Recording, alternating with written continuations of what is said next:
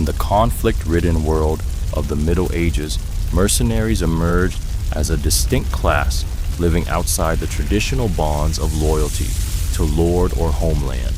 They were men who bore arms for pay, willing to fight for any side that could deliver their wages on time. Unlike knights bound by honor and lineage, mercenaries tied their lives to brutal battlefields and unending uncertainty. Many came from desperate backgrounds, peasants who had lost their land, their families, or been driven from their villages by prolonged famine. War for them was not glory, but the only means of surviving winter and years of failed harvests. They gathered in small bands, then merged into larger companies, drifting from one lordship to another at the call of silver and gold. Their lives were constantly on the move, sleeping in open fields, abandoned buildings, or makeshift camps of rough cloth and wooden stakes. Each morning, they awoke not knowing whether they would march, fight, or die that day on foreign soil where no one knew their name.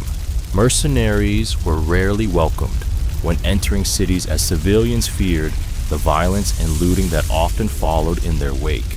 Even when officially hired, they were still regarded as temporary forces, easily abandoned when the tide of war turned. Contracts were often vague and fragile, readily broken when a lord ran out of money or lost power.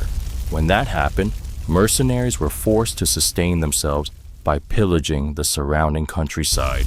This only deepened their reputation for brutality among common people, even though many resorted to such acts simply to avoid starvation. Their equipment varied widely, from patched second-hand armor to weapons stripped from fallen soldiers on the battlefield. They bore no shared symbols, recognizing one another instead through hard-won combat experience and the recklessness evident in their eyes. Within mercenary companies, discipline was fragile, maintained through fear and the promise of shared plunder. Internal violence was not uncommon, for when money ran dry, loyalty vanished with it. Many joined while still very young, having never known a peaceful life beyond war. Death often came to them quietly. No grave marker, no prayers, just a body left behind after the fighting moved on. Yet the profession of mercenary endured because medieval warfare never lacked demand for swords ready to be swung. Mercenaries embodied the rawest face of war, where human life was priced in short-term wages. Their existence reveals a medieval society that produced people forced to live outside all noble ideals. To truly understand this harsh reality, one must look closely at the path that led a person to become a mercenary. It was circumstance itself that pushed them into the trade, shaping lives defined by violence and a future with no clear escape. The path to becoming a mercenary in the Middle Ages rarely began with free choice. More often, it was born of prolonged poverty and loss. Many had lost their land after wars or famines and were forced to leave their villages in search of survival in unfamiliar places. With no family left and no stable trade to rely on, they turned to weapons as a last means of exchanging labor for food and wages. Others were former soldiers discharged after failed campaigns, unpaid, and left with nowhere to return. Some were criminals fleeing punishment, joining mercenary bands to disappear among wandering crowds. Young men strong but landless with no inheritance were often drawn in by promises of pay and plunder. Recruiters stood in marketplaces or taverns, describing the battlefield as a place where one could quickly change one's fate. They exaggerated wages and concealed dangers, leading many to believe that a few battles could save their families from starvation. In reality, contracts were short-term, vague in obligation, and rarely guaranteed full payment.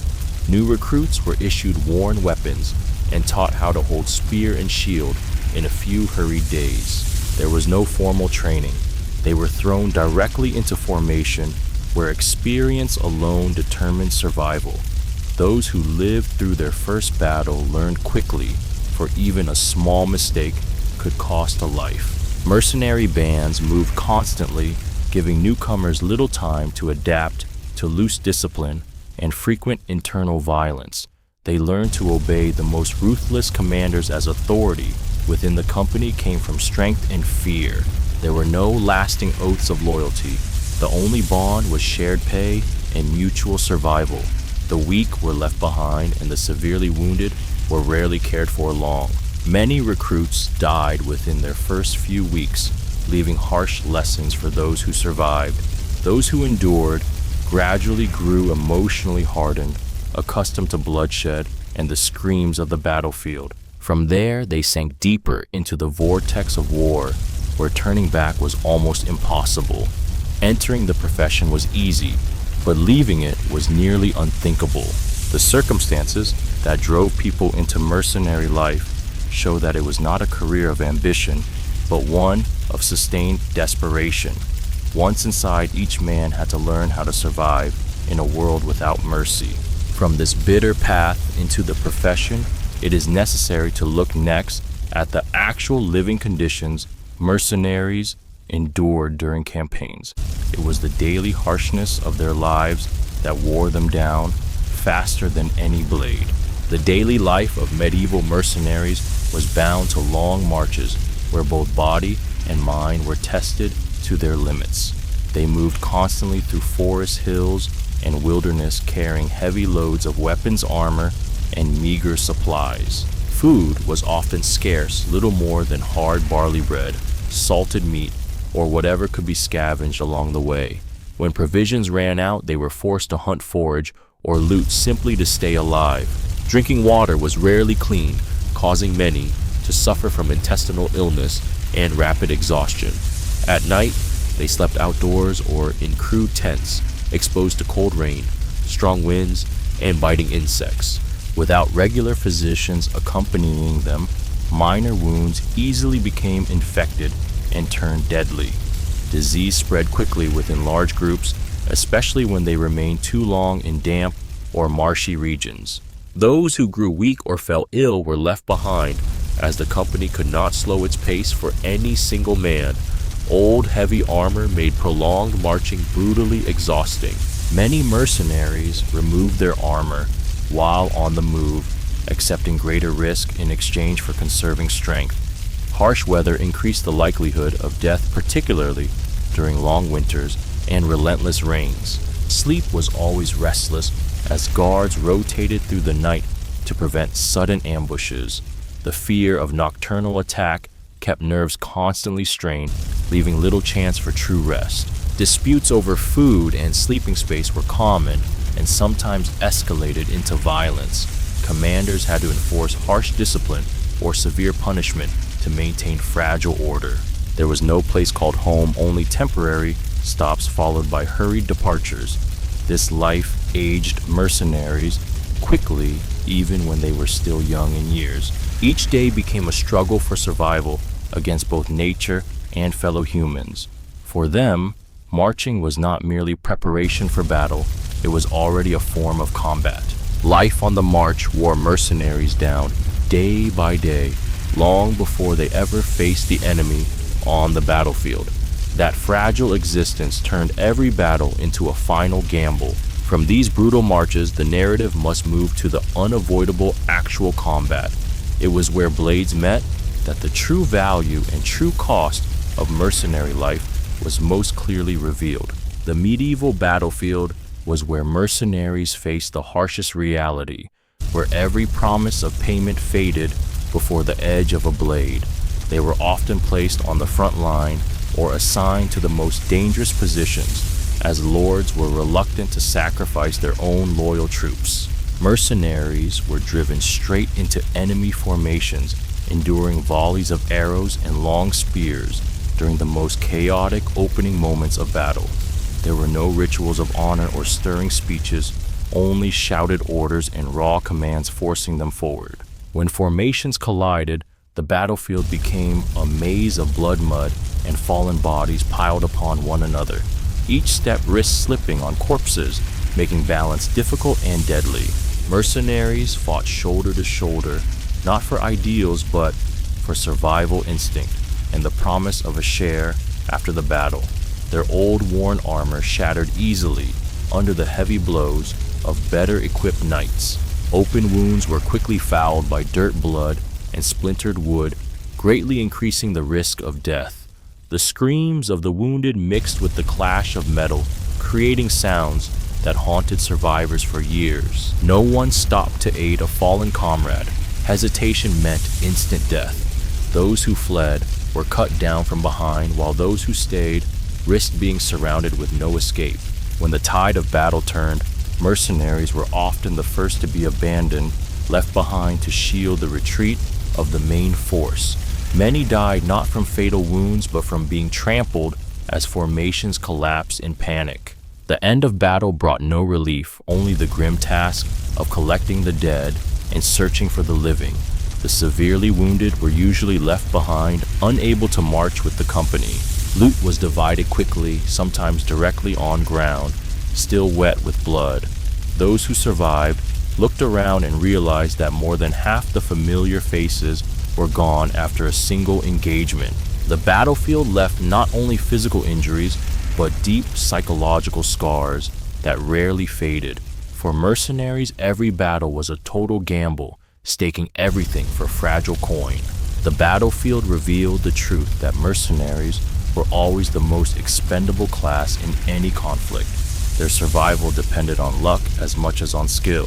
From these blood-soaked battles, the story must turn to what followed once the swords stopped swinging, for the aftermath of combat proved to be an ordeal just as prolonged and unforgiving for mercenaries. After the clash of weapons faded, mercenaries faced a reality even more brutal than the fighting itself. The survivors stood amid the battlefield surrounded by corpses, the stench of blood and the faint groans of the dying. Open wounds left untreated were quickly contaminated, causing many to die after the battle rather than during it. With no permanent places of care, their injuries were crudely bound with filthy cloth or whatever herbs could be found.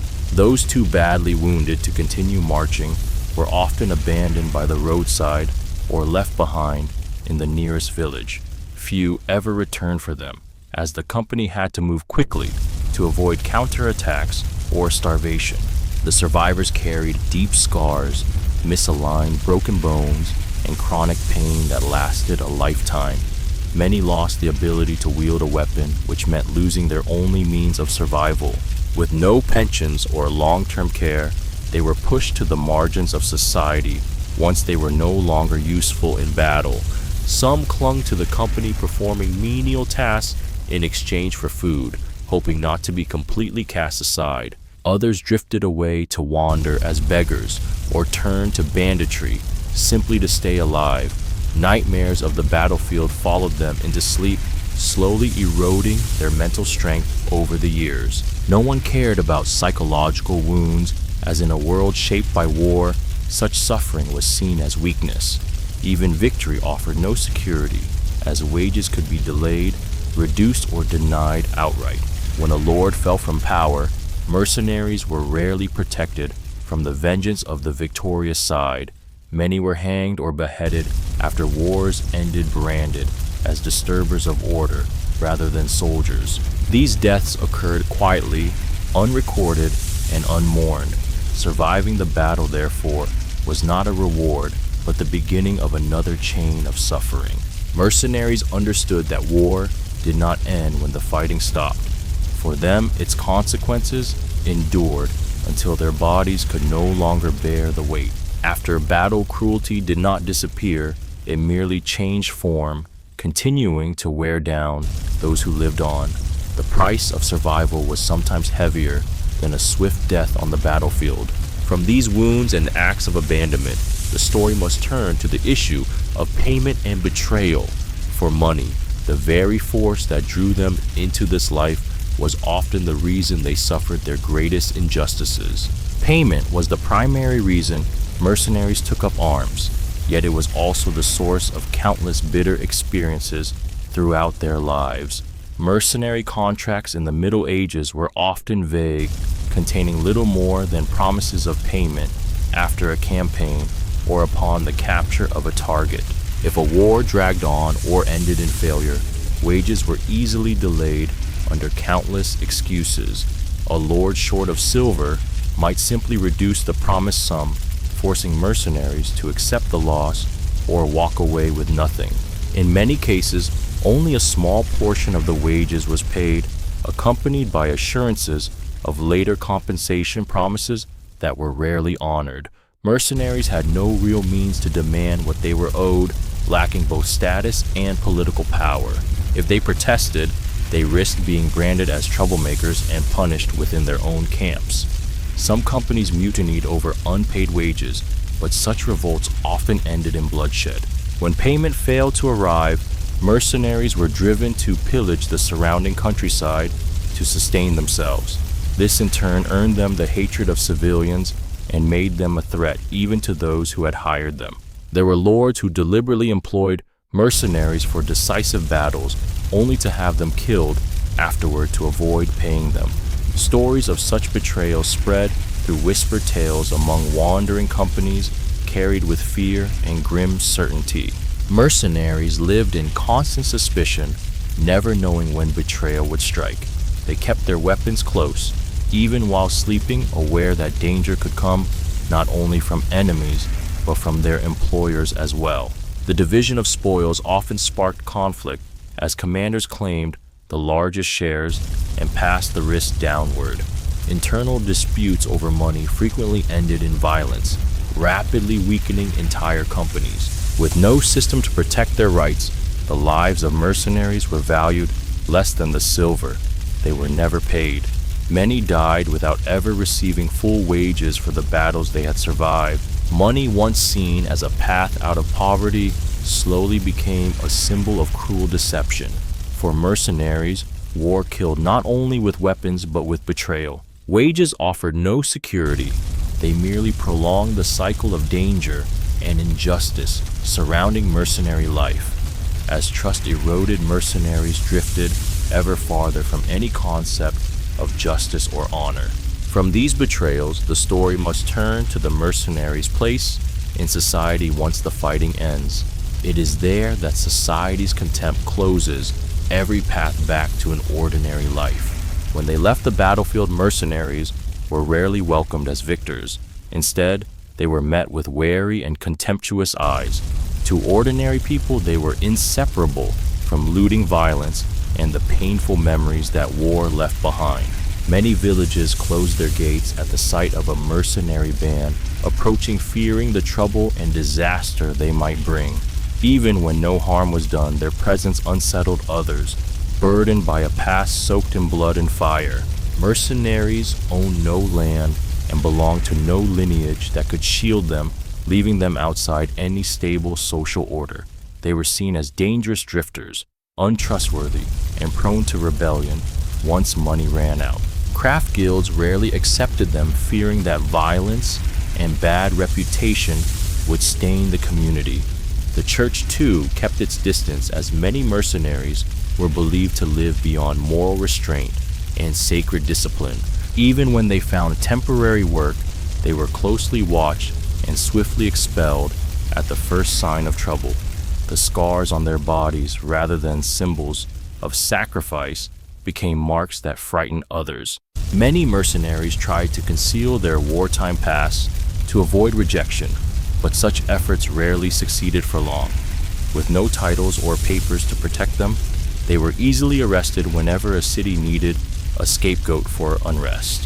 When violence occurred, mercenaries were often the first to be suspected, even without clear evidence. This constant mistrust made integration nearly impossible, forcing them to remain on society's margins. Some returned to mercenary life because no other means of survival remained. Others slid deeper into banditry, fulfilling the very image society had imposed on them from the beginning.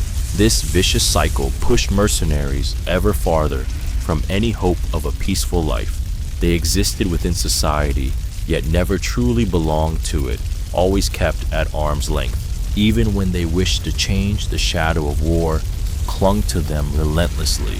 Social contempt thus became an invisible chain binding their lives tight. The cold gaze of the community made mercenaries realize that war had stolen not only their past, but their future as well. Survival did not mean acceptance. It often meant a longer, lonelier exile. From this state of rejection, the story must turn to the fragile relationship between mercenaries and the morality of war. It was the blurred line between survival and cruelty that ultimately shaped their image in history.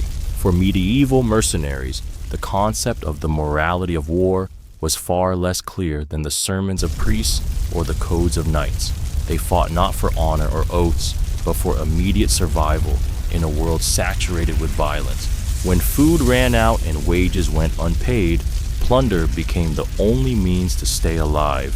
Many acts of cruelty arose from desperation rather than a love of violence. Mercenaries understood that showing mercy could mean starving to death or being abandoned by their own comrades. During prolonged sieges, they were often ordered to devastate farmland and surrounding villages. Such actions were meant to weaken the enemy, but civilians bore the greatest suffering as a result. With no strict system of discipline, abuse of power and violence beyond orders occurred frequently. Some commanders encouraged brutality to spread fear and hasten victory. Young soldiers learned to imitate such behavior to prove their toughness within the company. The line between obedience and crime grew increasingly blurred as wars dragged on.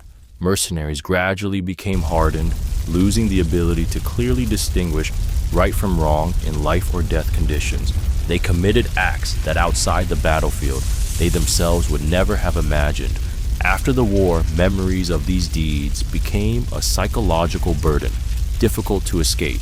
Many carried a lingering sense of guilt, yet had no place or means for redemption.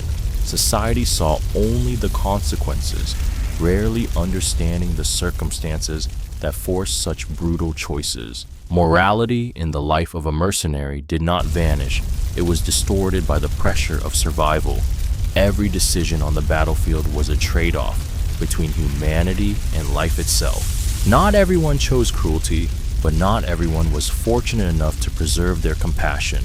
War placed them in situations where every option was stained with blood.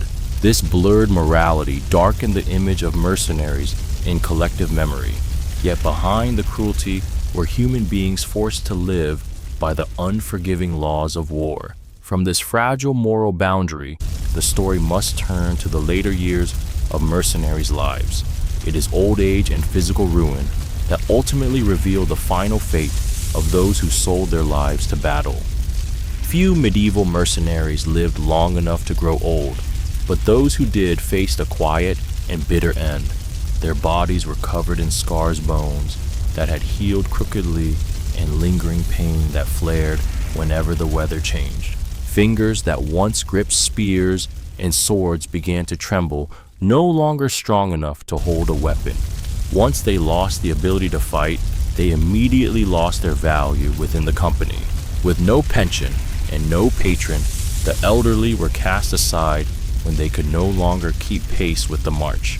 Some were left behind in unfamiliar villages, exchanged for a few days of care and a promise never to return. Many wandered the roads, surviving on alms or doing whatever labor they could in exchange for a meal. Those severely crippled leaned on walking sticks, dragging themselves forward under looks of pity mixed with fear. They were no longer warriors yet. Society did not see them as ordinary people either. Memories of war followed them into every sleep, bringing nightmares and silent screams. With no healers for the mind, they endured the growing weight of trauma alone. Some sought temporary refuge in churches, though not all were willing to accept such violent paths. Men, once accustomed to giving orders, now bowed their heads to beg for food, humiliation pressing down on them each day. Most of their old companions were dead, leaving their old age drowned in prolonged loneliness. With no battles left to distract them, they were forced to confront what they had once done. Many died quietly by the roadside, their names and origins unknown. Their bodies were buried hastily, with no marker to remember a life steeped in violence.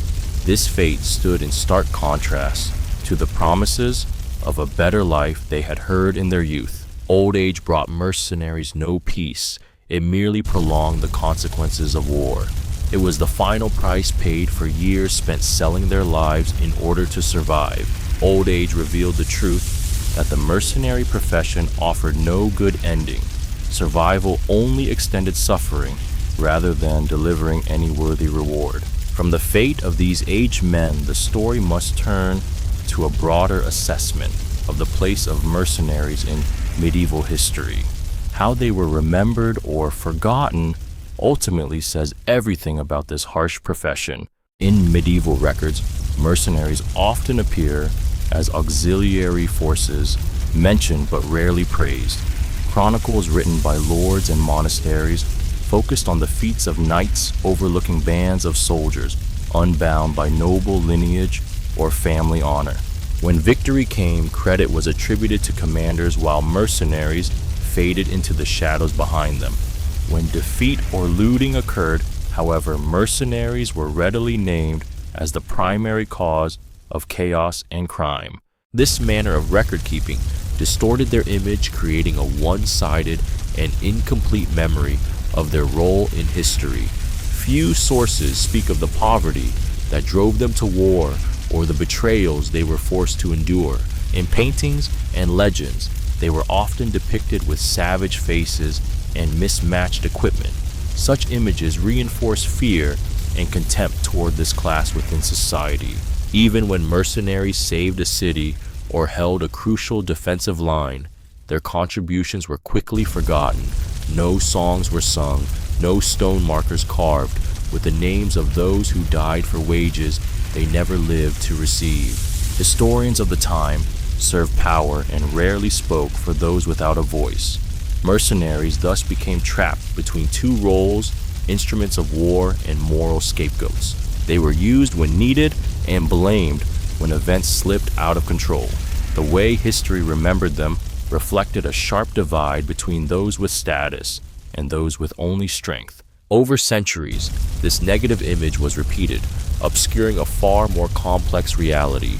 Only scattered records reveal the true harshness of mercenary life. These lines are often brief and cold, mirroring how society itself treated them. History did not erase mercenaries from warfare, but neither did it grant them a rightful place. They exist in the chronicles as shadows despite having shed as much blood as any other. This is the bitter paradox of those who lived by war yet died in oblivion. The way history portrays mercenaries shows that they were never considered a legitimate part of medieval order. They were present in war but absent from glory and collective memory. From this erasure arises the final question of the true value of the mercenary profession. It is the contrast between necessity and rejection that ultimately closes this harsh portrait. In the reality of medieval warfare, mercenaries were an indispensable force even as society persistently denied their role. When standing armies were insufficient or knights were unwilling to risk themselves, lords turned to hired swords ready to fight. They were used to fill gaps, hold the most dangerous lines, or prolong warfare until reinforcements arrived. Their flexibility and willingness to sacrifice made mercenaries highly effective instruments of war. Yet the moment objectives were achieved, they became a burden to be removed from the restored order. Lords feared that men accustomed to violence would cause unrest once there was no battlefield on which to expend their aggression. Civilians, too, did not want them to remain, as memories of looting and intimidation were still vivid. As a result, mercenaries were often disbanded quickly, with no support for reintegration or long-term livelihoods. They were pushed back onto the road, forced to seek new wars simply to survive. The paradox lay in the fact that society needed them in times of crisis, yet rejected them as soon as peace, however fragile, returned. There was no legitimate path for a mercenary to become an ordinary citizen, without land, without patronage, and burdened by a bad reputation. They had no place in stable communities. Some tried to settle down and start families, But their wartime past often made them objects of suspicion. At the first sign of conflict, they were easily blamed and expelled from their places of refuge. This constant insecurity led many to cling to the profession even when exhausted and aging. War became the only cycle of life they knew in a harsh and unforgiving world. Medieval society thus depended on mercenaries while simultaneously fearing them. This relationship was built not on respect, but on parallel needs and anxieties. Mercenaries understood their fragile position well, yet had no power to change it. It was the tragedy of people forever caught between necessity and rejection. This paradox reveals that mercenaries could never have a stable future within medieval order. They were locked into a temporary role with no exit and no recognition. From this dead end, the discussion must close with a comprehensive view of the value and the cost of this profession. It is in the exchange between survival and humanity that the true meaning of the mercenary's life is most clearly reflected. Looking back on the entire journey, the profession of the medieval mercenary appears less as a path to glory than as a brutal means of survival. They entered war not for ideals, but because of poverty loss and the absence of viable choices in civilian life. On the battlefield, they became the most expendable layer bearing dangers in place of forces that were better protected. After the fighting ended, they carried wounds, debts, and haunting memories, yet rarely received compensation worthy of their sacrifices.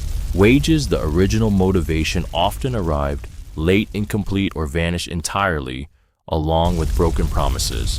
Society needed them in moments of crisis, but swiftly cast them aside once temporary order was restored. They had no status to be remembered, and no place to return to a peaceful life. Even those who survived into old age mostly faced solitude, disability, and oblivion. Negative portrayals in historical records obscure the truth that many of them were simply victims of circumstance. War distorted morality, forcing them to choose between humanity and survival. Not all were cruel, but very few were fortunate enough to preserve their compassion amid prolonged violence. Their value lay in flexibility and willingness to sacrifice, yet the price they paid always exceeded what they received. They traded youth, health, and future for a fragile day-to-day existence. In the deeply unstable medieval world, this profession reflected the darkest side of a stratified society. It revealed how some people were pushed beyond all noble ideals, left with nothing but the instinct to survive. This harsh truth is rarely told in full because it does not fit heroic narratives. Yet, it is precisely through these silent lives that the reality of medieval warfare becomes complete and honest. Mercenaries did not create legends, but they were an inseparable part of historical reality. Through them, we see that war is not merely a battle, but a chain of consequences that can last an entire lifetime.